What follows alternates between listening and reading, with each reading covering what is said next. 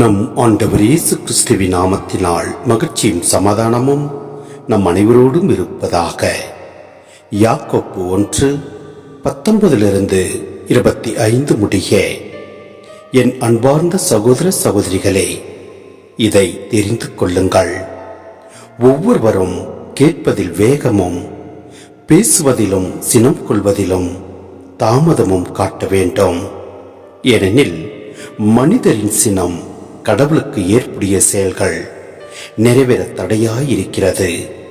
எனவே எல்லா வகையான அழுக்கையும் உங்களிடம் மிகுந்துள்ள தீமையையும் அகற்றி உங்கள் உள்ளத்தில் ஊன்றப்பட்ட வார்த்தையை பணிவோடு ஏற்றுக்கொள்ளுங்கள். அதுவே உங்களை மீட்க வல்லது. இறை வார்த்தையை கேட்கவர்களாக மட்டும் இருந்து உங்களை ஏமாற்றிக் கொள்ள வேண்டாம். அதன்படி நடக்கிறவர்களாயும் இருங்கள்.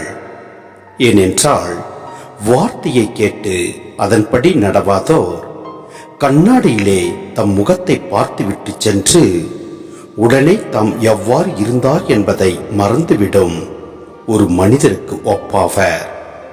ஆனால் நிறைவான விடுதலை அளிக்கக்கூடிய சட்டத்தை கூர்ந்து கவனித்து அதை தொடர்ந்து கற்போர் தாம் கேட்பதை மறந்து விடுவதில்லை.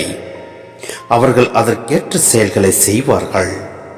தம் செயல்களால் பேறு பெற்றவர் ஆவார்கள்.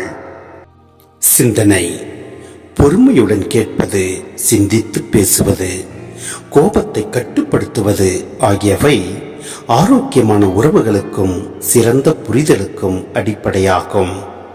மேலும் மனிதனின் சினம் கடவுளுக்கு ஏற்புடைய செயல்களை செய்ய தடையாக இருக்கிறது என்பதை நமக்கு உணர்த்துகிறது.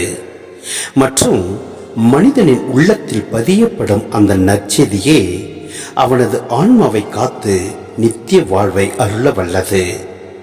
இங்கு கூறப்பட்டுள்ள உவமை இறை வார்த்தையை கேட்பதை ஒரு கண்ணாடியில் முகம் பார்ப்பதற்கு ஒப்பிடுகிறது.